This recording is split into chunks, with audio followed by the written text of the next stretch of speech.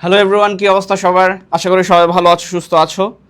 So আজকে আমরা ম্যানেজমেন্টের লাস্টের ক্লাসটা করব, লাইক টপিকের লাস্ট ক্লাস। সো লাস্ট ডেতে আমরা হচ্ছে কি 7-8-এর উপর ক্লাস নেওয়ার কথা ছিল, বাট হচ্ছে যে একটু প্রবলেমের কারণে আমরা লেকচার 7-এর পর 8 আর ধরতে পারি না। সো আজকে আমরা লেকচার 8 থেকেই শুরু করব। ওকে, 8, 9, 10। সো এই কয়েকটা টপিক আমরা আলোচনা করলে বেসিকের ক্লাস শেষ। এরপরে কালকে থেকে আমরা হচ্ছে কি কোশ্চেন সলভের ক্লাসে চলে যাব। ওকে, সো তোমরা একটু সবাই দ্রুত জয়েন করো, বিকজ এই ক্লাসের পরে তোমাদের আরও একটা ক্লাস আছে, হিসাব বিজ্ঞান ক্লাস হবে।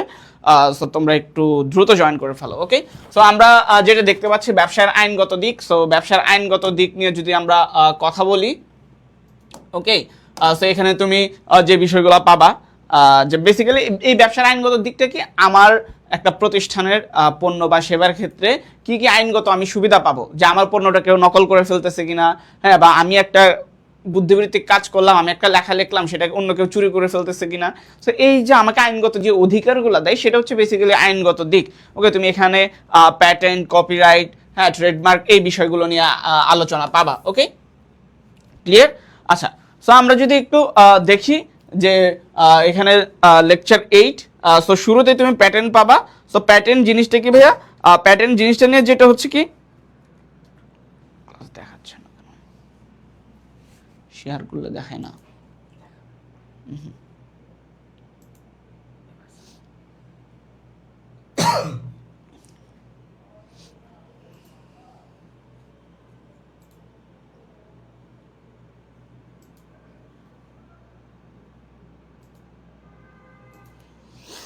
আচ্ছা, ওকে, সো বেসিক্যালি কি, সো তোমার এখানে দেখতে হবে যে আসলে আমরা এই কি কি অধিকারগুলো পাই, এগুলোর জন্য এখান থেকে কিভাবে কোশ্চেন আসে। লাইক তোমাকে বলবে যে প্যাটেন্টের ক্ষেত্রে আমার কয় বছরের মেয়াদ, হ্যাঁ, বা ট্রেডমার্কের অন্তর্ভুক্ত বিষয়গুলো কি কি, হ্যাঁ, কপিরাইটের বিষয়বস্তু কি কি, এই টাইপের কোশ্চেনগুলো আসে। হ্যাঁ, সো আমরা যদি একটু দেখি প্যাটেন্ট। সো প্যাটেন্ট শব্দটা আসছে কি ভাই, ল্যাটিন শব্দ প্যাটেরি থেকে, যার অর্থ হচ্ছে টু লে ওপেন, অর্থাৎ উন্মুক্ত রাখা। হ্যাঁ, এখন এই প্যাটেন্টটা কিসের ক্ষেত্রে দেওয়া হয়, কেন দেওয়া হয়? সো প্যাটেন্ট জিনিসটা হচ্ছে বেসিক্যালি কি ভাই, আমি যখন নতুন কোনো কিছু আবিষ্কার করব, হ্যাঁ, আমার এই আবিষ্কারের উপরে, হ্যাঁ, আমাকে যখন একচ্ছত্র মালিকানা বা অধিকার দেওয়া হবে, এটা উৎপাদন করা, এটা বিক্রি করা, বাণিজ্যিকীকরণ করা, সামগ্রিক কাজে আমাকে একক অধিকার যখন দেওয়া হবে। সো বেসিক্যালি আমাদের এখানে প্যাটেন্ট আইন 1911 সাল দ্বারা পরিচালিত হয় বা এইটাকে মেনে চলা হয়। বাট এটার একটা আপডেট আছে। আপডেট বলতে এটা হচ্ছে কি করা হয়, দেখবা যে কোনো আইনের ক্ষেত্রে কি করা হয়, তোমার যুগের সাথে তাল মিলে কিছু আপডেট নিয়ে আসে। সো এই 11 সালের আইন অনুযায়ী প্যাটেন্ট সনদের মেয়াদ ছিল হচ্ছে কি 16 বছর, কিন্তু 2022 সালে এটা সংশোধনী আনে। সো 2022 সাল অনুযায়ী এটা হয় 20 বছর। ওকে, 20 বছর। এখন লাইক তোমার কোশ্চেন কি থাকতে পারে, কোশ্চেনে তোমার 16 অথবা 20 যে কোনো একটা থাকবে। তো একটা থাকলে তো তুমি জানো যে 16 অথবা 20 যে কোনো যেটা থাকবে সেটা দাগাবা। আর কখনো যদি দুইটা একসাথে থাকে, দুইটা থাকার চান্সেস কম, বাট যদি কখনো দুইটা থাকে তাহলে ওই ক্ষেত্রে কি করবে, তুমি 20 বছর মানে লেটেস্ট যেটা আপডেট সেটা দাগানোর চেষ্টা করবে। আর আমেরিকাতে প্যাটেন্টের মেয়াদ হচ্ছে 17 বছর। হ্যাঁ, 17 বছর। সো এই ইনফরমেশনগুলো একটু জেনে রাখবা। ওকে,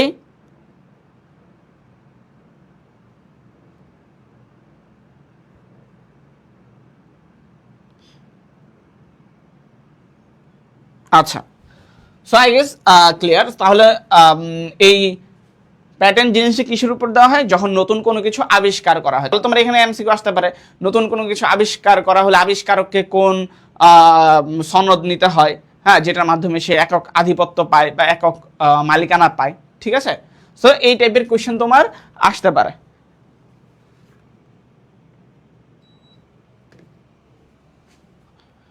ওকে, আচ্ছা, সো আই গেস ক্লিয়ার। হ্যাঁ, তাহলে তোমাকে এইভাবে কোশ্চেনটা করতে পারে যে আবিষ্কারককে উৎসাহ দেন বা নতুন আবিষ্কারকে উৎসাহ দেওয়ার জন্য কোন আইনটি প্রচলিত আছে, প্যাটেন্ট আইন। এই টাইপের কোশ্চেন ইউজুয়ালি এসে থাকে। ওকে, তো এখান থেকে জটিল কোশ্চেন কিছু আসে না, জাস্ট গতানুগতিক কোশ্চেনগুলো আসে যে কি কি জিনিস হচ্ছে আমার ট্রেডমার্কের অন্তর্ভুক্ত, কি কি জিনিস আমার প্যাটেন্টের অন্তর্ভুক্ত। লাইক এখানে তোমার যদি একটু ক্রিটিক্যাল কোশ্চেন করতে চাই তাহলে এটা বলতে পারে, লাইক ধরো কি তারেক হোসেন, হ্যাঁ, তারেক হোসেন নতুন একটা কি মিসাইল উৎপাদন করছে, তাহলে এই মিসাইলটা বাণিজ্যিকীকরণ বা এই মিসাইলটার নতুন আবিষ্কারের জন্য তার কোন আইনগত সুবিধা বা কোন আইনটি ফলো করা উচিত, কোনটা ভাই? প্যাটেন্ট। সে যেহেতু নতুন আবিষ্কার করছে, নতুন প্রযুক্তি বা নতুন কোনো যন্ত্রপাতি মেশিনারিজ কোনো কিছু আবিষ্কার করলে তার কোন আইনটি তাকে ব্যাকআপ দিবে? প্যাটেন্ট আইন। ওকে, আবার এবার আসো ট্রেডমার্ক। তো ট্রেডমার্ক জিনিসটা কি? দেখো, ট্রেডমার্ক, মার্ক মানে কি? চিহ্ন। হ্যাঁ, এই ট্রেডমার্ক বা ব্র্যান্ড মার্ক আমরা যাই বলি। সো ট্রেডমার্ক বা ব্র্যান্ড মার্ক জিনিসটাকে কোনো একটা ব্র্যান্ডকে যখন তুমি ওই লোগো দ্বারা বুঝতে পারো, লাইক ধরো এই যে তুমি এই লোগো দ্বারা কি বুঝো? যে এটা হচ্ছে কি ঢাকা ইউনিভার্সিটিকে বুঝায়, বা কোনো আয়ের উপর যদি হেড পড়া থাকে তাহলে তুমি কি বুঝো? এটা আই এডুকেশনাল লোগোকে বুঝাইতেছে। হ্যাঁ, কোথাও যদি কোনো জুতা বা কোনো ড্রেসে যদি তুমি এই সাইনটা দেখো তাহলে তুমি কি বুঝো? যে এটা হচ্ছে কি নাইকির সাইন। হ্যাঁ, সো তুমি এই যে কোনো সাইন বা কালার কম্বিনেশন দ্বারা, হ্যাঁ, যদি তুমি কোনো একটা নির্দিষ্ট ব্র্যান্ডকে বুঝাই, এটা কি হইতে পারে? নাম হইতে পারে, এটা বিশেষ কোনো ডিজাইন হইতে পারে, এটা কোনো কালার হইতে পারে। ঠিক আছে, যেমন তুমি যখন একটা ফোনের পেছনে বা কোনো একটা ডিভাইসের পেছনে তুমি যখন দেখো যে কি আছে, অর্ধেক খাওয়া একটা আপেলের ছবি আছে, তখন তুমি এটা বুঝো যে এটা কি অ্যাপেল কোম্পানিকে বুঝাচ্ছে। ওকে, কোনো ফোনের পেছনে যদি অর্ধেক আপেল থাকে তাহলে তুমি কি বুঝো? বুঝো যে এটা হচ্ছে কি আমার বুঝাচ্ছে, তাই না? যে এটা দ্বারা আমার কি বুঝাবে? আইফোন বুঝাবে। ওকে,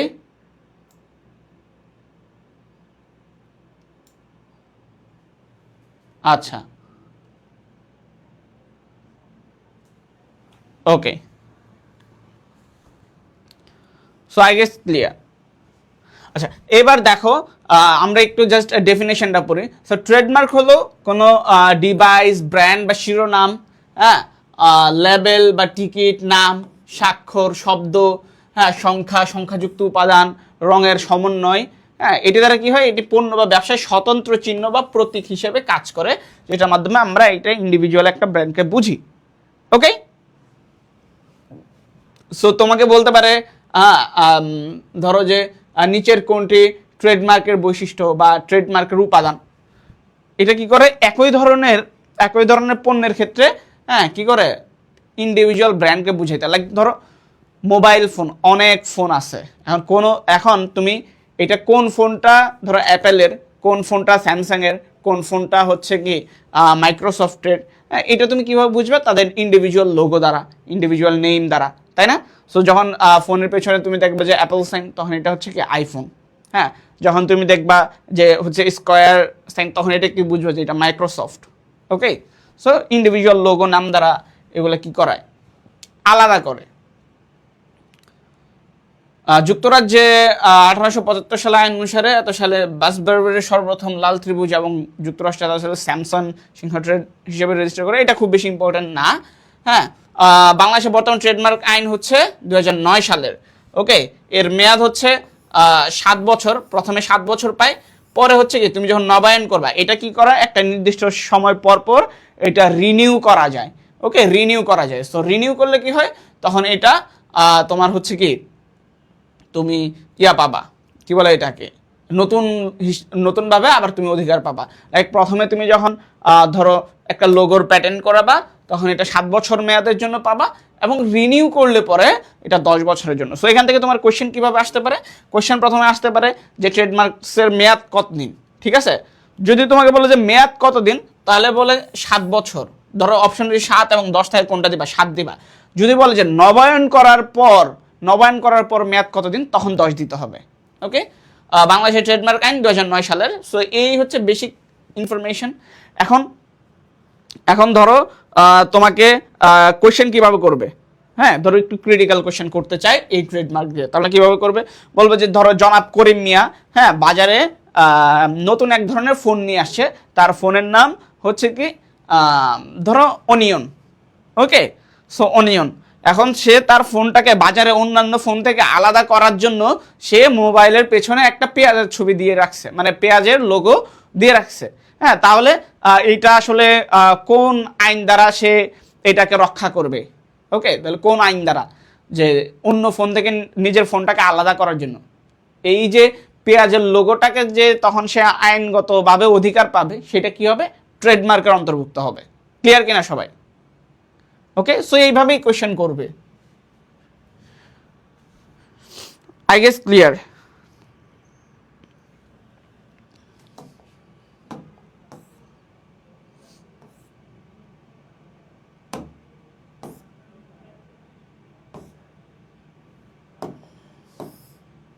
ওকে, এবার আসো যে কপিরাইট।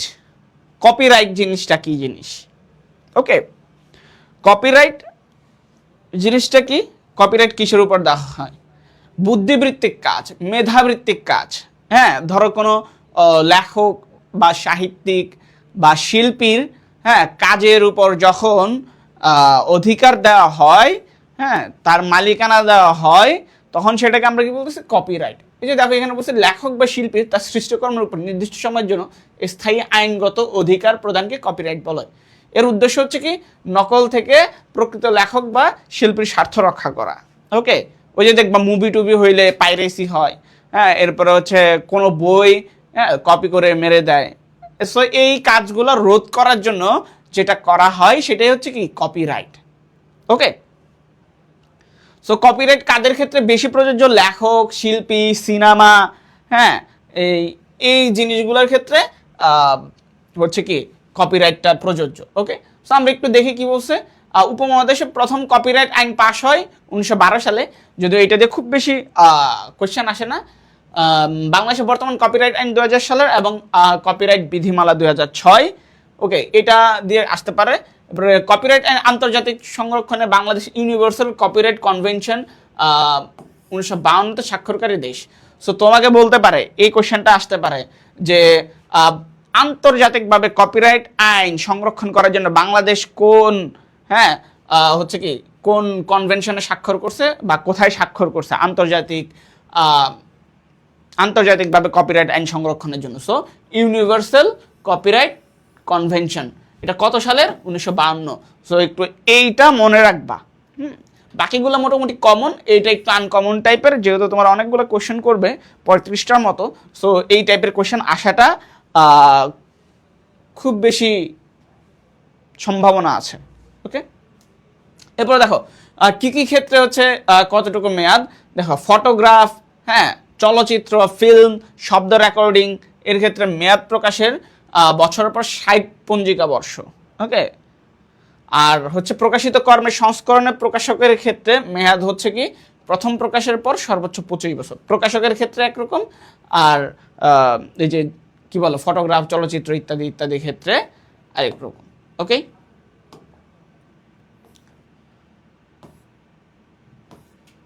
ওকে, এবার দেখো কপিরাইট ভঙ্গ বা লঙ্ঘন করার পরিণতিটা কি হয়। ওকে, এটা একটু দেখবো। সো দেখো কপিরাইট যদি আমরা আইনটা ভঙ্গ করি তাহলে কি ধরনের শাস্তি আমাদের হতে পারে সেটা নিয়ে আলোচনা করতেছে। এটা একটু জরুরি আলাপ, ঠিক আছে? এটা একটু ভালোভাবে খেয়াল করবা, এখান থেকে হয়তো কোশ্চেন করার চান্স আছে। ওকে, দেখো বস্তু দেওয়ানি প্রতিকার, সিভিল রেমিডিজ, যেক্ষেত্রে কোনো কর্মে কপিরাইট অথবা কপিরাইট আইনের অন্য কোনো বিধান লঙ্ঘন করা হয়, সেক্ষেত্রে কি করা হয়? সত্ত্বাধিকারী নিষেধাজ্ঞা, ক্ষতিপূরণ প্রাপ্তি এবং অন্যান্য সকল আইনগত প্রতিকার অধিকারী হবেন। ওকে, ফৌজদারি প্রতিকার, এই ফৌজদারিটা একটু বেশি আসে। হ্যাঁ, মানে ক্রিমিনাল অ্যাক্টিভিটিস যেগুলো হয় ওগুলোর ক্ষেত্রে মানে এগুলো শাস্তি বেশি হয় যেহেতু অপরাধমূলক। সো এগুলাতে বেশি ফোকাস দিয়ে কোশ্চেন আসে। সো এটা একটু তুলনামূলক বেশি মনে রাখবা। যে ব্যক্তি চলচ্চিত্র ব্যতিরেকে কোনো কর্মের কপিরাইট ইচ্ছাকৃতভাবে লঙ্ঘন করেন বা করতে সহায়তা করেন, সেক্ষেত্রে প্রথম লঙ্ঘনের ক্ষেত্রে কমপক্ষে 6 মাসের কারাদণ্ড এবং কমপক্ষে 50,000 ও সর্বোচ্চ 2 লাখ টাকা পর্যন্ত অর্থদণ্ডে দণ্ডিত হবেন। তাহলে কি কোনো যদি কি ব্যক্তি সিনেমা বাদে অন্য যে কোনো কিছু কপিরাইট আইন ভঙ্গ করে, ওই ক্ষেত্রে কি ভঙ্গ করার পর প্রথম ক্ষেত্রে মানে প্রথমবার যে নতুন পাপী যদি হয়, সেক্ষেত্রে কি সে 6 মাসের কারাদণ্ড পাবে এবং মিনিমাম 50,000 আর সর্বোচ্চ 2 লাখ টাকা পর্যন্ত অর্থদণ্ডে দণ্ডিত হবে। তবে দ্বিতীয় বা পরবর্তী অপরাধের ক্ষেত্রে প্রতিবার সর্বোচ্চ 3 বছর ও সর্বনিম্ন 6 মাস কারাদণ্ডে এবং সর্বোচ্চ 3 লাখ ও সর্বনিম্ন 1 লক্ষ টাকা অর্থদণ্ডে দণ্ডিত হবে। ওকে, সো এইটা একটু মনে রাখবা। হ্যাঁ, শাস্তিটা কি, তাহলে প্রথমবার হইলে কত, 6 মাসের কারাদণ্ড এবং 50,000 টাকা মিনিমাম, সর্বোচ্চ কত, 2 লাখ। আর যদি আমার পরবর্তীতে আমি যতবার করব, হ্যাঁ, এখন দ্বিতীয় বা পরবর্তী অপরাধের ক্ষেত্রে প্রত্যেকবার সর্বোচ্চ কি হবে, 3 বছর ও সর্বনিম্ন 6 মাসের কারাদণ্ড। সো এইটা একটু মনে রাখবা। এবং টাকার ক্ষেত্রে 3 লাখ সর্বোচ্চ আর মিনিমাম 1 লাখ।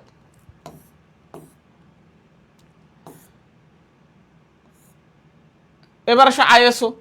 আইএসও জিনিসটা কি, এটা তো তোমরা সবাই পড়ছো, মার্কেটিংয়েও পড়ছো, হ্যাঁ, যারা পড়ছিলা বা ম্যানেজমেন্টেও পড়ছো।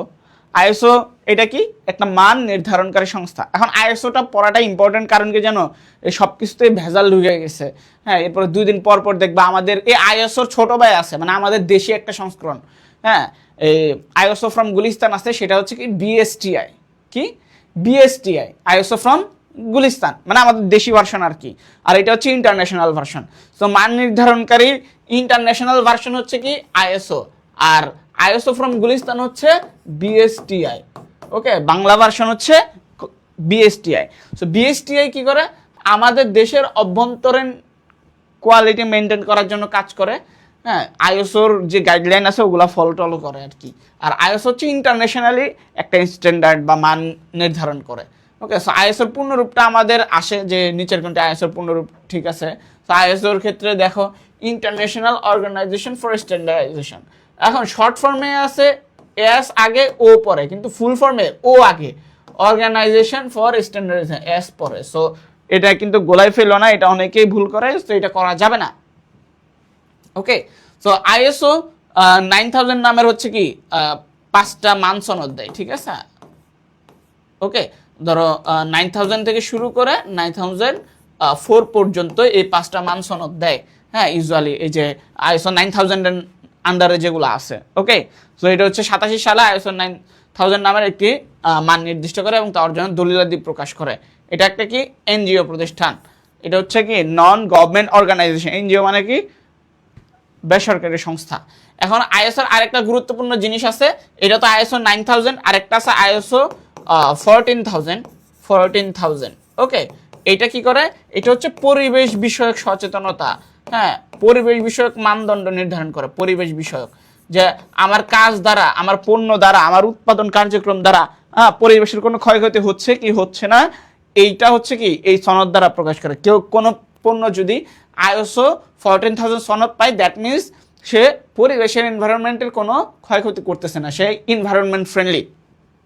এরপরে ধরো গ্রিন মার্কেটিং, হ্যাঁ, এরপরে হচ্ছে যে এই ধরনের যে কাজগুলো, গ্রিন প্রোডাকশন, হ্যাঁ, এই কাজগুলো হচ্ছে কি এই পরিবেশ বান্ধব, আইএসও 14000 এর আন্ডারে পড়ে। ওকে, তো তোমার এখানে কোয়েশ্চেন আসতে পারে যে আইএসও 14000 সনদ কারা পায়, যারা পরিবেশ বান্ধব কার্যক্রম করে।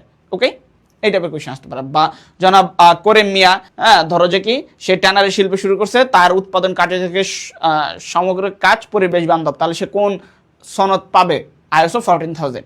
ওকে, ক্লিয়ার আই গেস।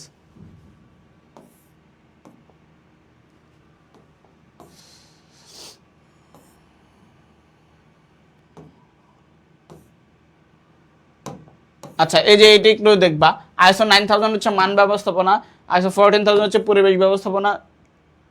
এই দুইটা বেশি ইম্পর্টেন্ট, বাকিগুলাও একটু দেখবা। যেমন ধরো হচ্ছে কি 22000 হচ্ছে নিরাপদ খাদ্য ব্যবস্থাপনা, তো খাদ্যটা একটু দেখিও। এরপর হচ্ছে কি 26000 হচ্ছে সামাজিক নিরাপত্তা ঝুঁকি ব্যবস্থাপনা। সো এই জাস্ট এই মানগুলোর নামগুলো একটু, মানে জাস্ট এতটুকু দেখলেই হবে। ওকে, জটিল কিছু নাই এখানে।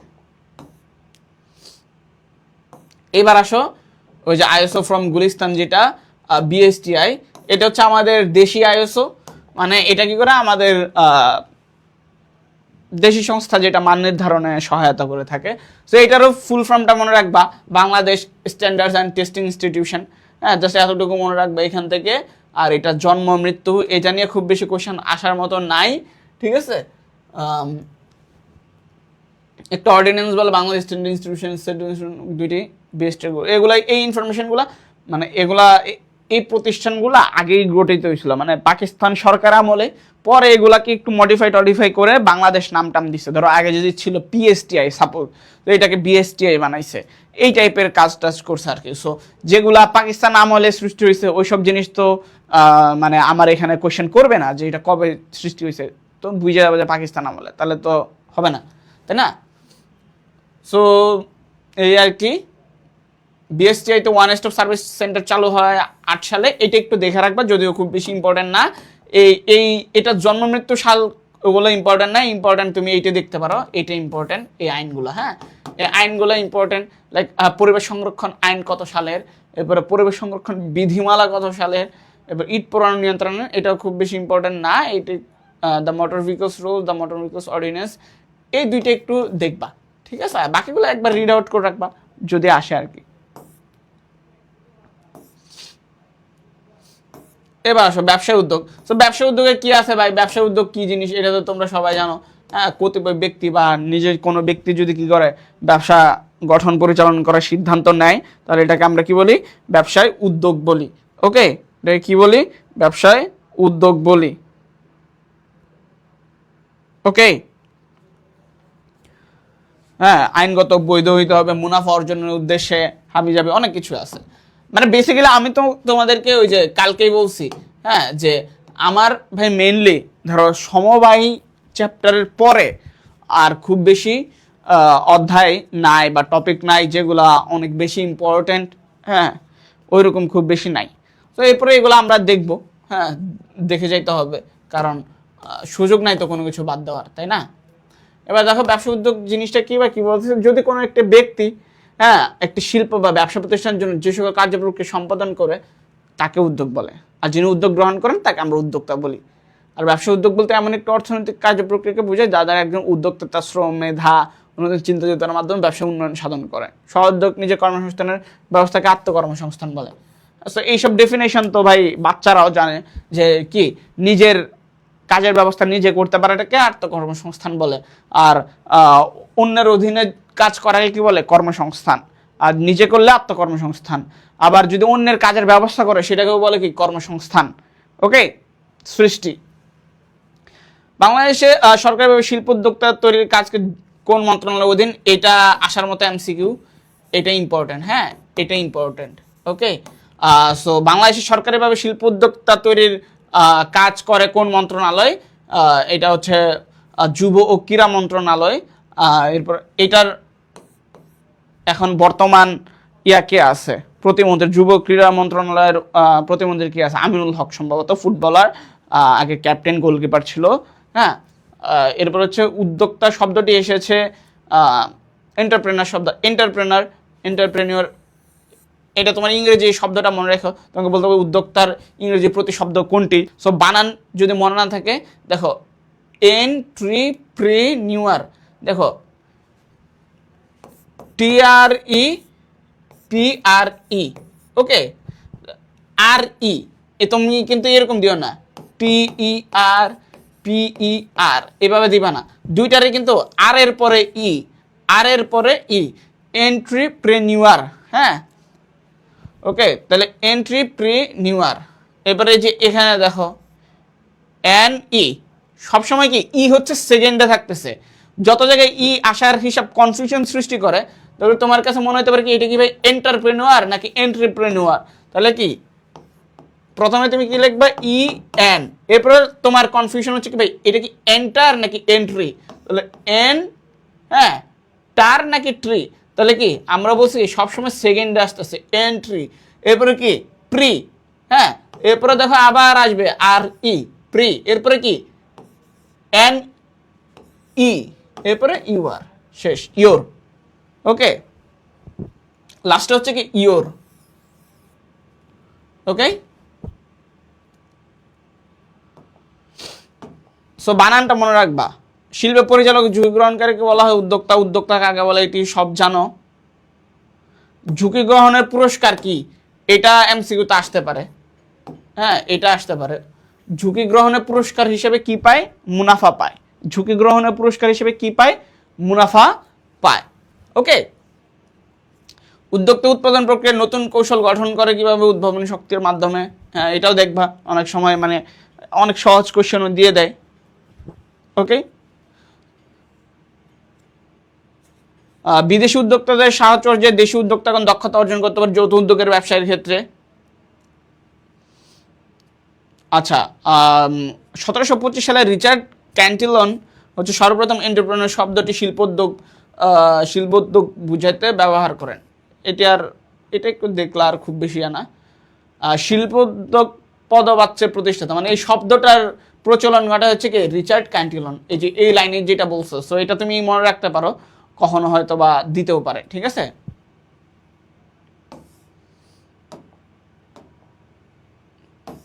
আর তেমন রণদা প্রসাদ সাহা, আরপি সাহা নামে পরিচিত, এগুলা খুব বেশি ইম্পর্টেন্ট না।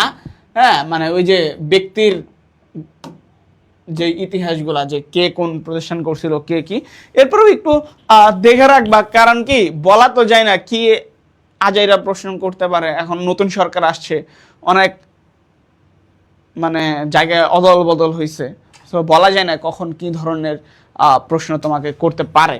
ওকে, তো দেখো রণদা প্রসাদ শাহ, আরপি শাহ নামে পরিচিত।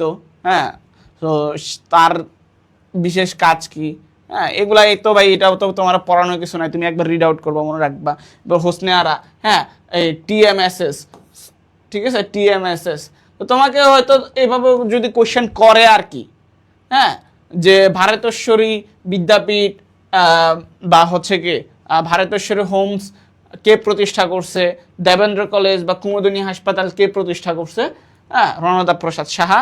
এরপরে ডক্টর হোসনে আরা বেগম, বলতে পারে টিএমএসএস এর প্রতিষ্ঠাতাকে, হ্যাঁ হোসনে আরা বেগম। হ্যাঁ, টিএমএসএস এর পুনরূপকে ঠ্যাঙ্গামারা মহিলা সবুজ সংঘ, সো এটার হয়তো ফুল রূপ কি এটা আসতে পারে। হ্যাঁ,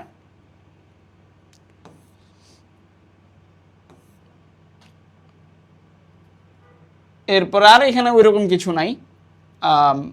গ্লোবাল মাইক্রো এন্টারপ্রেনারশিপ অ্যাওয়ার্ড পায়। হ্যাঁ, তুমি হয়তো বা বলতে পারে যে কি বল, Hosne Ara Begum global micro entrepreneurship award কবে পায়, 5 সালে। তো এগুলো আর কি বেসিক জিনিস যেটা পড়বা। এই চ্যাপ্টারটা একটু ইম্পর্টেন্ট, মানে এখানে একটু কনফিউজিং জিনিস আছে, বুঝছো, ইম্পর্টেন্ট। হ্যাঁ, এই চ্যাপ্টারটা একটু দেখবা, মানে শেষের দিকে ওই রকম কোনো চ্যাপ্টার অতটা ইম্পর্টেন্ট না। হ্যাঁ, ওই কি বলে সমবায় সমিতির পরে, বাট এই চ্যাপ্টারটা তুলনামূলক বাকিগুলার থেকে ইম্পর্টেন্ট, বুঝছো, বাকিগুলোর থেকে ইম্পর্টেন্ট। ফার্স্ট পেপারের যেগুলো শেষের দিকে যেগুলো আছে ওগুলোর মধ্যে এই চ্যাপ্টারটা একটু বেশি ইম্পর্টেন্ট।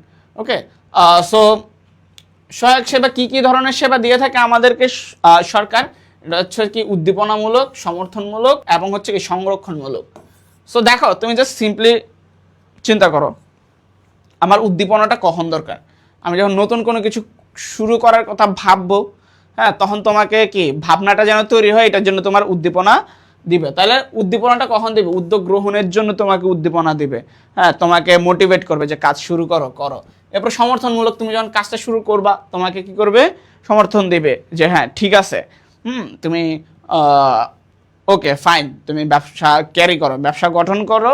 এখানে কি তোমাকে উদ্যোগ নেওয়ার জন্য তোমাকে মোটিভেট করবে, এরপরে ব্যবসা করার পরে তোমাকে সমর্থন দিবে। এরপরে সংরক্ষণ, ব্যবসাটা যেন তুমি কন্টিনিউ করতে পারো, এটার জন্য যা যা করণীয় এইভাবে তোমাকে হেল্প করবে। এখন এটার আন্ডারে কি কি কাজের মাধ্যমে আমাকে উদ্দীপনা দেয়, কি কি কাজের মাধ্যমে সমর্থন দেয় এবং কি কি কাজের মাধ্যমে সংরক্ষণ করে, এইটা জানাটা ইম্পর্টেন্ট।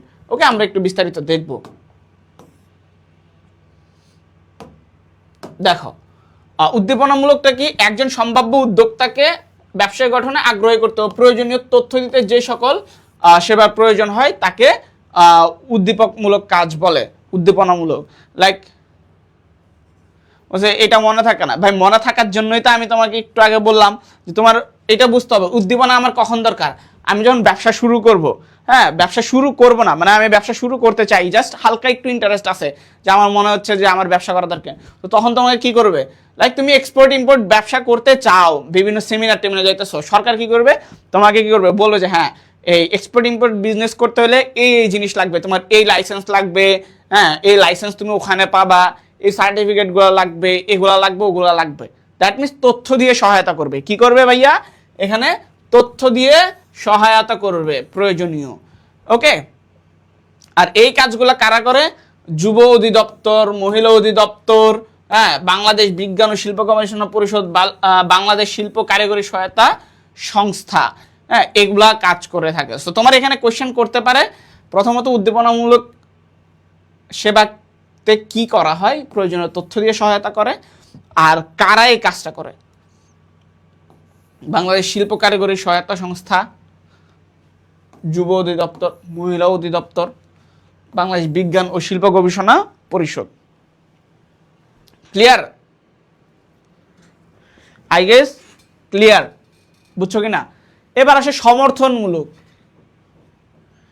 দেখো, প্রথমে উদ্দীপনা দিয়ে কি তোমাকে তথ্য দিবে, এরপরে তথ্য জানার পরে তুমি যখন ভাই মনে করবে যে না আমার এই কাজ করা যায়, এটা সম্ভব, হ্যাঁ, এরপরে তোমাকে কি করবে, এই দেখো উদ্যোক্তা ব্যবসা গঠনে আগ্রহী হবার পর, মানে তুমি ইন্টারেস্টেড হয়ে গেছো, তুমি কনভিন্স যে তুমি ব্যবসায় করবে, এটা গোল সেট করে ফেলছো, হ্যাঁ, হওয়ার পর তার গঠনে যে সেবার প্রয়োজন, হ্যাঁ, অর্থাৎ ব্যবসা শুরু করার জন্য যে সকল সেবার প্রয়োজন তাকে সমর্থনমূলক সেবা বলে।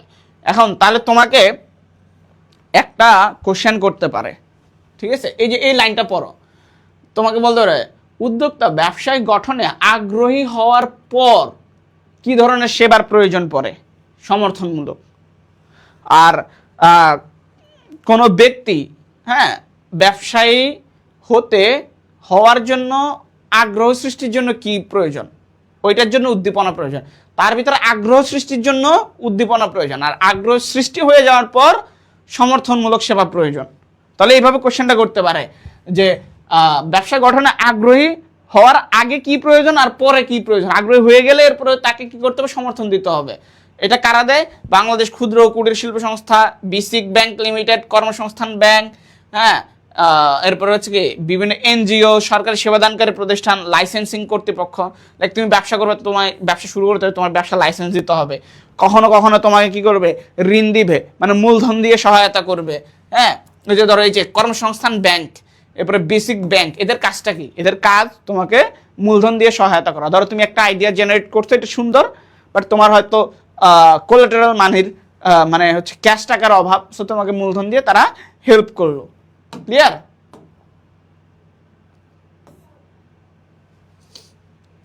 অ্যান্ড ফুল অ্যান্ড ফাইনাল হচ্ছে কি, ব্যবসা পরিচালনায়, মানে পরিচালনা করার জন্য, হ্যাঁ, সঠিকভাবে যেন তুমি কন্টিনিউ করতে পারো ব্যবসাটা, এটার জন্য যেটা দরকার সেটা হচ্ছে কি ভাই, সেটা হচ্ছে সংরক্ষণমূলক। ব্যবসা পরিচালনা, উদ্যোক্তাদের উৎসাহ উদ্দীপনা ধরে রাখার জন্য, ব্যবসা শুরু করার পর তা চালিয়ে যাওয়ার জন্য যে সেবার প্রয়োজন তাই সংরক্ষণমূলক সেবা বলে। এখন তোমাকে বলতে পারে যে কোশ্চেনটা করতে, ব্যবসা শুরু করার পর তা চালিয়ে যাওয়ার জন্য কোন ধরনের সেবার প্রয়োজন, মানে ব্যবসা শুরু করার পর তা চালিয়ে যাওয়ার জন্য কোন ধরনের সেবার প্রয়োজন। ওকে, তোমার এইভাবে কোশ্চেন কিন্তু করবে। ওকে, তাহলে এখন দেখো এদের কাজ কি, দেখো বাংলাদেশ বিনিয়োগ বোর্ড, হ্যাঁ, এখানে কি হবে, ধরো তোমার ব্যবসাটা বড় করতে চাও, ব্যবসা করছো, বড় হচ্ছে, এখন ব্যবসা বড় করার জন্য টাকা দরকার, এই বিনিয়োগ বোর্ড থেকে তুমি সহায়তা। বাংলাদেশ রাজস্ব বোর্ড কি করবে, ধরো তুমি নতুন ব্যবসা, তোমাকে ওই যে ট্যাক্সে ভ্যাটে ছাড় দিবে, হ্যাঁ, ওই যা বলে না যে নতুন ব্যবসা করলে এদেরকে 3 বছর পর্যন্ত কর মওকুফ, ট্যাক্স মাফ। এরপরে তুমি যে গ্রামীণ এলাকায় ব্যবসাটা খুলো, তোমাকে আরো বিশেষ কিছু সুবিধা দেয়। এগুলো হচ্ছে কি, তুমি ব্যবসা শুরু করার পর তোমাকে মোটিভেট করার চেষ্টা করা হয়। ওকে,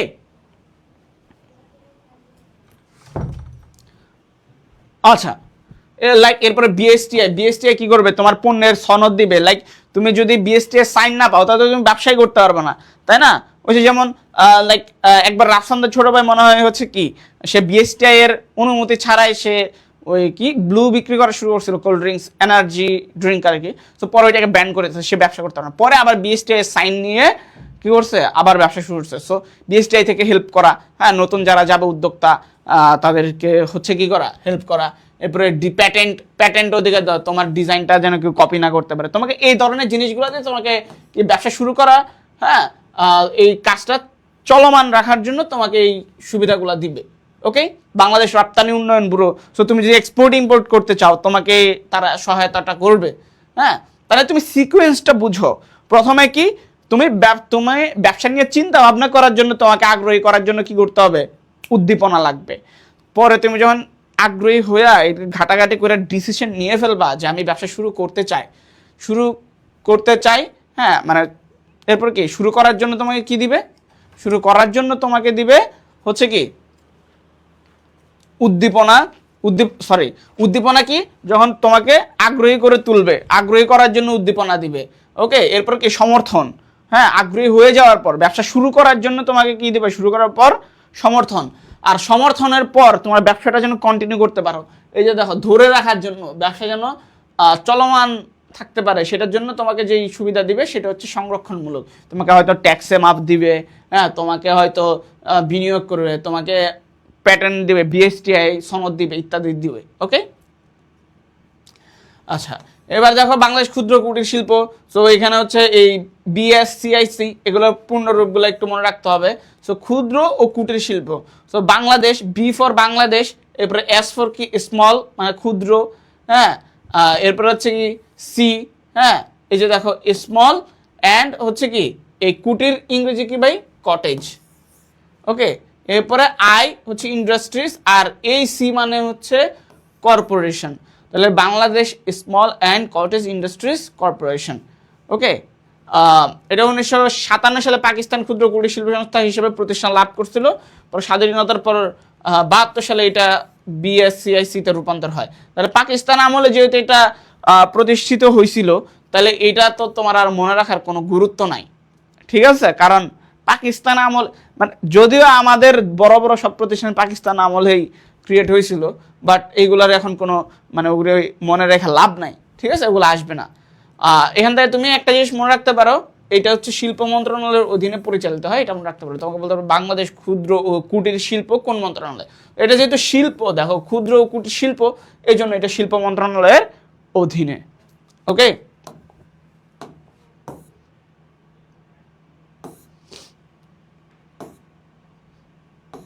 এবার আসে এসএমই। হ্যাঁ, এসএমই ফাউন্ডেশন। তো এসএমইর ক্ষেত্রে তুমি ফুল ফর্মটা মনে রাখবা। এসএমই হচ্ছে কি small and medium enterprise. So এটা মনে রাখবা। এটা হচ্ছে 97 সালে যুক্তরাষ্ট্রের সর্বপ্রথম মাইক্রো ক্রেডিট সম্মেলন অনুষ্ঠিত হয়। সো এটা মনে রাখতে পারো। এটা বাণিজ্য মন্ত্রণালয়ের অধীনে। ওকে, কোন মন্ত্রণালয়? এই মন্ত্রণালয়গুলো মনে রাখবা। SME, medium enterprise, small and medium enterprise. So এটা একটু মনে রাখবা। ক্লিয়ার? এটা হচ্ছে তোমাদের আসতে পারে যে এটা কোন মন্ত্রণালয়ের অধীনে পরিচালিত হয়। এসএমই লোনের পরিমাণ 50,000 থেকে 10 কোটি। এটা মনে রাখতে পারো, খুব বেশি এগুলো ইম্পর্টেন্ট না। চলতি মূলধনের ক্ষেত্রে 1 বছর এবং মধ্য দীর্ঘমেয়াদী খাতে 3 থেকে 7 বছর। ক্ষুদ্র মাঝারি প্রতিষ্ঠান অনুকূলে সর্বোচ্চ 9% সুদের ঋণ দেওয়া হয়। সো এই মন্ত্রণালয়ের ইনফরমেশনটা মনে রাখবা, ফুল ফর্মটা মনে রাখবা। জাস্ট এগুলো একবার রিড আউট করো ভাই, এখানে তো বোঝার কিছু নাই। হ্যাঁ, গ্রামীণ ব্যাংক মনে রাখতে পারো, ডক্টর ইউনূসের যেহেতু। হ্যাঁ, এটি একটি কি নন ব্যাংক আর্থিক প্রতিষ্ঠান। হ্যাঁ, এটা কি নন ব্যাংক আর্থিক প্রতিষ্ঠান। এবারে এটা হচ্ছে কত সালে? 76 সালে একটি প্রকল্পের মাধ্যমে এরা যাত্রা শুরু করে। 76। সো ডক্টর মোহাম্মদ ইউনূসের অধীনে 1976 সালে। আর এটা 79 সালে নিজস্ব প্রকল্প গ্রহণ করে। 81 সালে আন্তর্জাতিক কৃষি উন্নয়ন তহবিলে প্রকল্পের ঋণ দেয়। সেপ্টেম্বর রাষ্ট্রপতির এক অধ্যাদেশের মাধ্যমে এটি বিশেষ ব্যাংক হিসেবে গড়ে ওঠে এবং গ্রামীণ ব্যাংক নামে কাজ করা শুরু করে। তাহলে তোমার এখানে এই কোশ্চেনটা আসতে পারে যে এটা গ্রামীণ ব্যাংক বিশেষ ব্যাংক হয় কত সালে? 83 সালে। আর প্রতিষ্ঠিত হয় কত সালে? 76 সালে। ওকে, ব্যাংক নিজস্ব প্রকল্প গ্রহণ করে 79 সালে। সো জাস্ট এই কয়েকটা ইনফরমেশন দেখবা। ওকে,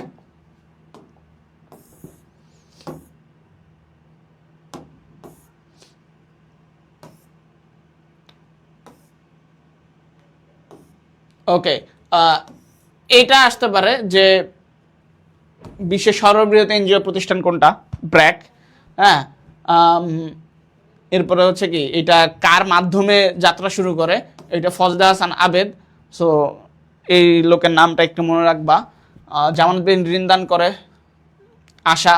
সো এই প্রতিষ্ঠানগুলোর নামগুলো একটু পড়বা। ব্র্যাক, গ্রামীণ ব্যাংক, মানে তোমরা তো বুঝতে পারতেছো যেগুলো একটু রিনাউন্ড, হ্যাঁ, যেগুলোর সাথে পলিটিক্যাল অ্যাফিলিয়েশন জড়িত আছে, হ্যাঁ, ওই জিনিসগুলো তোমরা একটু বেশি ফলো করবা।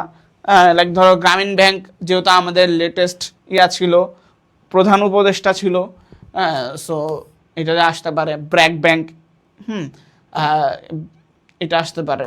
সো এগুলো একটু আশা প্রশিক, এগুলো জাস্ট একবার রিড আউট করবে, এখানে আর তেমন কিছু নাই। মাইডাসটা দেখতে পারো, মাইডাসটা তুলনামূলক বাকিগুলা মতোই ইম্পর্টেন্ট, ব্র্যাক ট্যাকের মতো ইম্পর্টেন্ট। হ্যাঁ, Midas micro industrial development assistance service. So এই ফুল ফর্মটা মনে রাখবা। এটা হচ্ছে 82 সালে কাজ শুরু করে, নিবন্ধন 81 সালে। সো এগুলো দেখবে আর কি।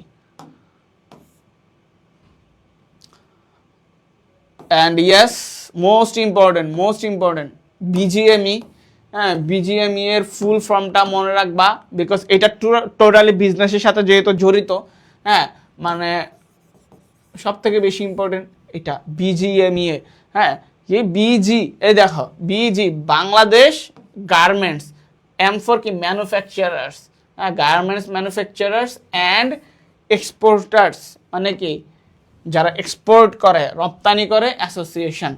ওকে, তাহলে কি Bangladesh garments manufacturers and exporters association, এটা হচ্ছে কি 77 সালে গড়ে ওঠে। ওকে, কত সালে? 77 সালে। সো এটা মনে রাখবা, সালটা মনে রাখবা, ফুল ফর্মটা মনে রাখবা। এরপরে ইপিবি, এক্সপোর্ট প্রমোশন ব্যুরো।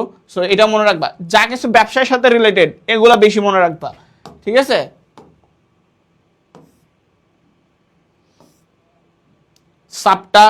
সাপটার ফুল ফর্মটা মনে রাখতে পারো। এটা কত সালে হচ্ছে যে গঠিত হয়, সার্ক কত সালে গঠিত হয়। হ্যাঁ, এই ফুল ফর্মগুলো মনে রাখবা। এগুলো যদিও অতটা খুব বেশি ইম্পর্টেন্ট না, আসিয়ান, এগুলো ফুল ফর্মগুলো মনে রাখবা। মানে কোনটা আন্ডারে কী দেশ ছিল ওটা খুব বেশি ইম্পর্টেন্ট না, জাস্ট ফুল ফর্মগুলো মনে রাখলেই চলবে। বিমস্টেক, হ্যাঁ, দ্য বে অফ বেঙ্গল, হ্যাঁ, দ্য বে অফ বেঙ্গল, এটা একটু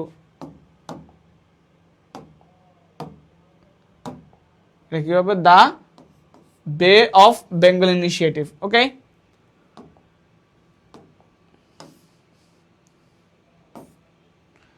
এডিবি, এশিয়ান ডেভেলপমেন্ট ব্যাংক, এই ফর্মটা মনে রাখবা, কারণ এইগুলা থেকে বাংলাদেশ প্রচুর পরিমাণে লোন টোন নেওয়া থাকে। হ্যাঁ, ইন্টারন্যাশনাল মনিটারি ফান্ড, আইএমএফ, এরপরে হচ্ছে এডিবি, এগুলা থেকে। ডাব্লিউটিও, ওয়ার্ল্ড ট্রেড অর্গানাইজেশন, এটা মনে রাখতে পারো। এটা 48 সালে হচ্ছে রাজধানী গ্যাট, এই যে গ্যাট এগ্রিমেন্ট হিসেবে প্রচলিত general agreements on tariffs and trade.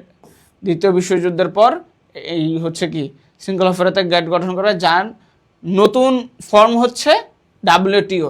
আর তোমাকে যদি বলে যে ওয়ার্ল্ড ট্রেড অর্গানাইজেশনের মানে পুরাতন রূপটা কি, এটা হচ্ছে কি গ্যাট। ওকে, আর এই ডাব্লিউটিও কাজ শুরু করে কখন?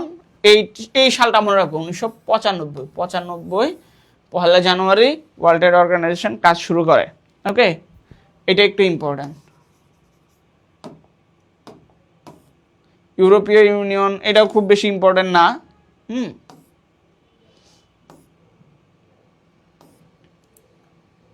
আচ্ছা, সো আমাদের লাস্ট পার্ট আর কি, ব্যবসায় তথ্য যোগাযোগ প্রযুক্তির ব্যবহার, ব্যবসা নৈতিকতা ও সামাজিক মূল্যবোধ।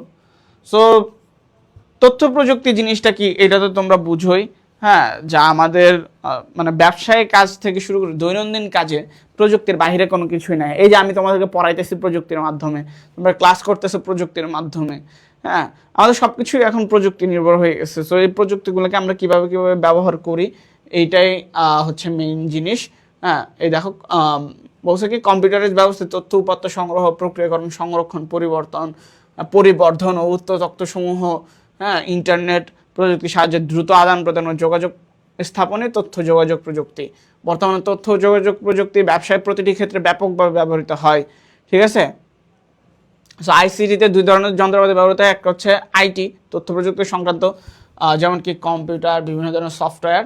একটা হচ্ছে যোগাযোগ প্রযুক্তি, যেমন telephone, computer network, radio voice, television ইত্যাদি ইত্যাদি। সো এই জিনিসটি একটু মনে রাখবা। এরপর ইম্পর্টেন্ট পার্ট অনলাইন ব্যবসায়। সো অনলাইন ব্যবসায়ের ক্ষেত্রে এই টার্মগুলো মনে রাখাটা ইম্পর্টেন্ট আমাদের জন্য। অনলাইন মার্কেটিং, হ্যাঁ, কী জিনিস, ই কমার্স, ই বিজনেস, এটা কী জিনিস, এটা মনে রাখাটা আমাদের জন্য ইম্পর্টেন্ট। মার্কেটিংয়ের কাজ যখন অনলাইনে সম্পাদিত হয় সেটাকে আমরা অনলাইন মার্কেটিং বলি। অনলাইন ক্রেতা গোষ্ঠী শপিং, এটি আমাদের খুব বেশি ইম্পর্টেন্ট না। কি ইম্পর্টেন্ট আমি সরাসরি ওইটিতে যাচ্ছি। এই যে ইলেকট্রনিক কমার্স, এটা ইম্পর্টেন্ট।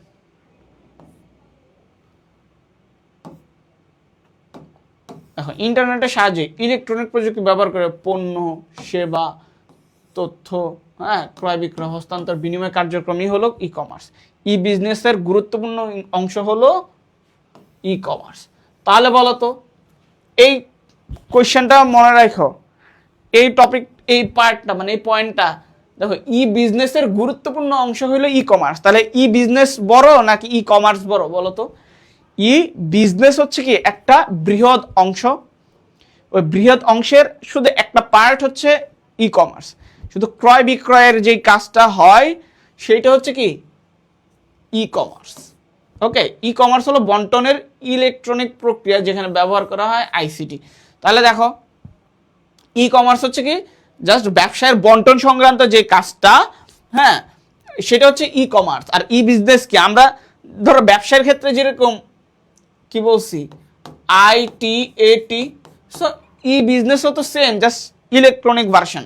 সো এখানে এই হ্যাঁ, এই টিটা হচ্ছে ই কমার্স। কমার্স মানে কি বাণিজ্য, ওকে, টি মানে কি ট্রেড। সো ই ট্রেড আর কি, বুঝছো, ই ট্রেড বা ই কমার্স তুমি যাই বলো। সো এই বাণিজ্য জিনিসটা কি বন্টন সংক্রান্ত কাজ। সো বন্টন সংক্রান্ত কাজটা হচ্ছে ই কমার্স, আর ই বিজনেস হচ্ছে বৃহৎ কাজ। সো ই কমার্সের আওতাভুক্ত বিষয় কি, mobile commerce, internet marketing, online shopping, electronic fund transfer, supply chain management, online transaction processing, electronic তথ্য বিনিময়। হ্যাঁ, সো এইটা একটু আসতে পারে কোশ্চেন, তোমার বলতে পারে যে নিচের কোনটি ই কমার্সের আওতাভুক্ত। ওকে, ই কমার্সের আওতাভুক্ত, এই টাইপের কোশ্চেন তোমার আসতে পারে।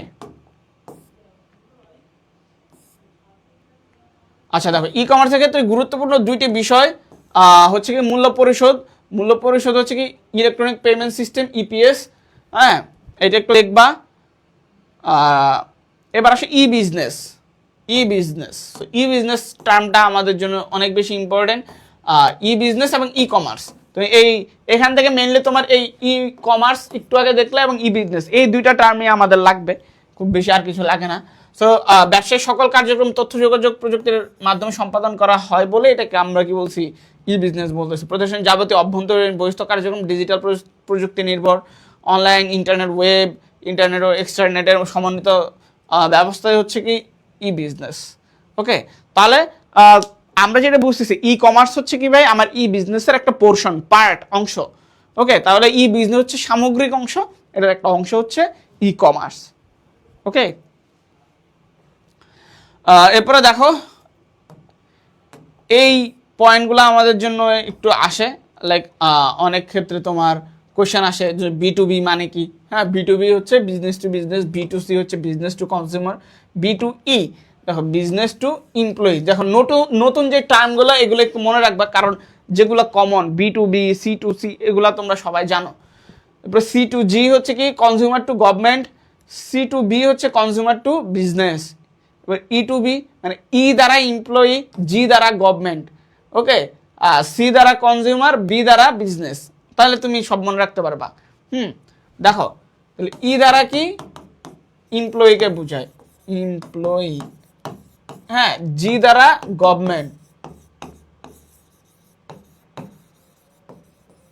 ওকে, গভর্নমেন্ট। সি দ্বারা কনজিউমার, বি দ্বারা বিজনেস। সো জাস্ট এই ফুল ফর্মগুলা মনে রাখলেই তুমি সব পারবা আর কি। ওকে,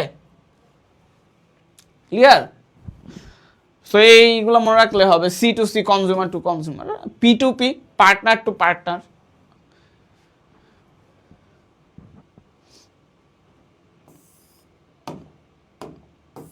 ই রিটেইলিং, রিটেল মানে কি বলতো? রিটেল, আচ্ছা কনজিউমার কি? হাই হাই খাইছে রে, কনজিউমার মানে কি ভোক্তা, ভোক্তা ব্যবহারকারী। বিজনেস মানে কি ব্যবসায়, গভর্নমেন্ট মানে কি সরকার। হ্যাঁ, কনজিউমার মানে কি ভোক্তা মানে ব্যবহারকারী, ধরো কাস্টমার আর কি। যদি কাস্টমার টু কাস্টমার মানে বিক্রি করে, বুঝছো? আবার কখনো হইতে পারে না কাস্টমার অন্য কোনো ব্যবসার কাছে বিক্রি করতেছে। ওকে, ই রিটেইলিং মানে কি? রিটেল মানে কি? খুচরা। হোলসেল মানে কি? হোলসেল মানে পাইকারি। সো ই রিটেইলিং মানে কি? যখন তুমি ইন্টারনেটের মাধ্যমে রিটেলে বেচবা, এই যে বিভিন্ন পেজ টেজ কইরা বিক্রি করতেছে না, এগুলো হচ্ছে ই রিটেল। ওকে, আচ্ছা। সো এই হচ্ছে যে বিষয়। ই কমার্সের বিশেষ রূপ হচ্ছে ই রিটেলিং, ই শপ, ই স্টোর, ইন্টারনেট, ওয়েব শপ ইত্যাদি ইত্যাদি। হ্যাঁ, এবার দেখো ই মার্কেটিং। সো ই মার্কেটিং মানে কি? ই মানে তো বুঝতেছো যে ইলেকট্রনিক। সো মার্কেটিং কাজটা যখন তুমি ইন্টারনেটের মাধ্যমে করবা তখন এটা ই মার্কেটিং হয়ে যাইতেছে। ওকে, ওই যে যেমন ধরো এই যে বিভিন্ন কন্টেন্ট ক্রিয়েটররা যেটা করতেছে ই মার্কেটিং, মেইলের মাধ্যমে তুমি বা হচ্ছে কি তোমাকে ওই যে তুমি দেখো না আমাদের পেজে বিভিন্ন অ্যাড দেখো, কন্টেন্ট দেখো, এগুলো ই মার্কেটিং। ওকে, এবারে তুমি ইউটিউবে ভিডিও দেখতে গেলে তুমি দেখো যে অ্যাড চলতেছে, এগুলো ই মার্কেটিং। ই ব্যাংকিং, ইলেকট্রনিক মাধ্যমে যখন আমরা ব্যাংকিং কার্যক্রম করি তখন এটা ই ব্যাংকিং, এই আর কি। এটিএম, স্বয়ংক্রিয় গণনা যন্ত্র, অটোমেটেড টেলার মেশিন, এটিএম এর ফুল ফর্ম। ডেবিট ও ক্রেডিট কার্ড, স্বয়ংক্রিয় নিকাশ ঘর, নিকাশ ক্রয়, এগুলা তোমরা জানবে, এখানে তেমন কিছু নাই। ডেবিট কার্ড, ডেবিট কার্ড আর ক্রেডিট কার্ডের পার্থক্য আই গেস তোমাদের সবার জানা থাকার কথা। ডেবিট কার্ড হচ্ছে কি আমরা যারা ব্যাংক অ্যাকাউন্ট খুলি তারা কার্ডের মাধ্যমে লেনদেন করতে পারি। ডেবিট কার্ডের মেন বৈশিষ্ট্য হচ্ছে এটা হচ্ছে তোমার অ্যাকাউন্টে যতটুকু টাকা থাকবে তুমি ততটুকুই ব্যবহার করতে পারবে, মানে তোমার যতটুকু টাকা আছে অ্যাকাউন্টে ততটুকুই। আর ক্রেডিট কার্ডের সুবিধা হচ্ছে যে তোমার অ্যাকাউন্টে যা আছে এর বাহিরেও তুমি চাইলে ওখান থেকে ঋণ নিয়ে মানে লোন নিয়ে তুমি কেনাকাটা করতে পারবা। ওকে, এটাই হচ্ছে মেইন ডিফারেন্স ডেবিট এবং ক্রেডিট কার্ডের ক্ষেত্রে। মানে ক্রেডিট মানে কি তুমি লোন নিতে পারবা, আর ডেবিট মানে তোমার যা আছে তাই তুমি ব্যবহার করতে পারবা।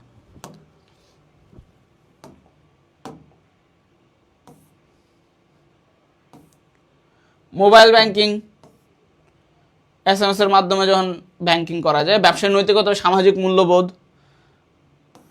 সো মূল্যবোধ জিনিসটা কি? কোনো বিষয় সম্পর্কে কোনটা ভালো, কোনটা মন্দ, খারাপ। হ্যাঁ, আমার এটা শেষ হইলে, আমার আর 2-3 মিনিট লাগবে, এটা শেষ হলেই শুরু হবে। ওকে, অ্যাকাউন্টিং ক্লাসটা আমারটার পরেই শুরু হবে।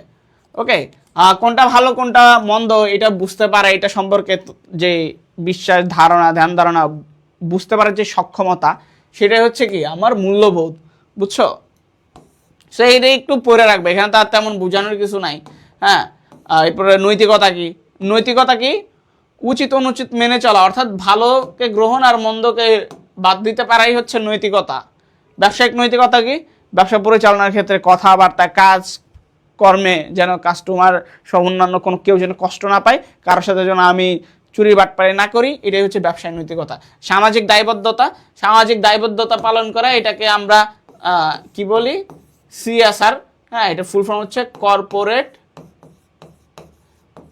Corporate social responsibility.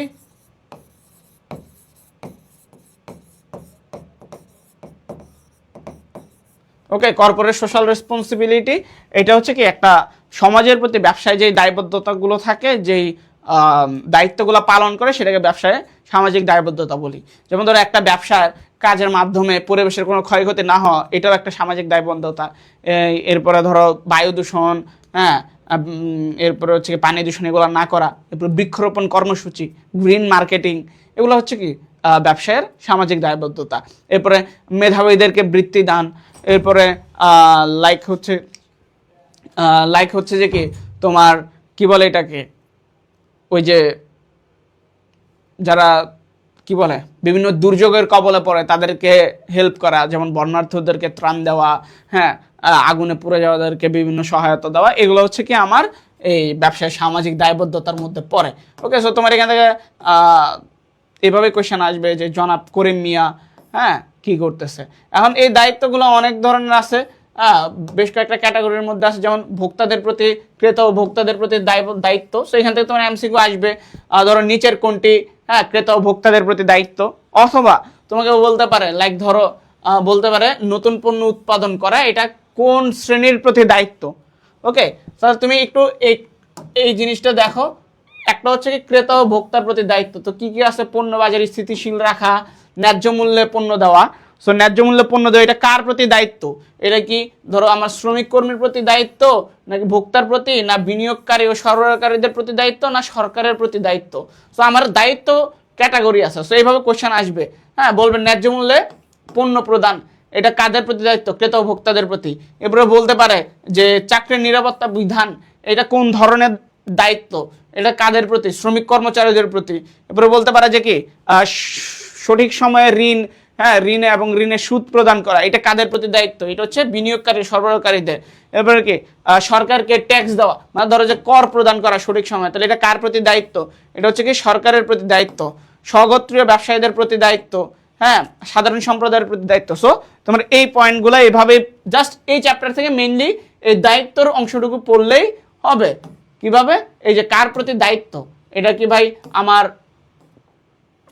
কোনটা ক্রেতা ও ভোক্তার প্রতি দায়িত্ব? হ্যাঁ এভাবে বলতে পারে নিচের কোনটি ক্রেতা ও ভোক্তার প্রতি দায়িত্ব, এভাবে আসতে পারে। অথবা তোমার এখান থেকে দিতে পারে হচ্ছে ভালো ব্যবহার ভালো আচরণ, এটা কার প্রতি দায়িত্ব। সো এই কোনটা কার প্রতি দায়িত্ব এইটা তোমার কি করতে হবে? ভালোভাবে পড়লেই এই চ্যাপ্টার থেকে আর তেমন কিছু পড়ার থাকে না। ওকে, সো আমাদের তাহলে আমাদের এই ক্লাসের মাধ্যমে কি হলো বলো তো? আমাদের টপিকের ক্লাস কি শেষ হলো।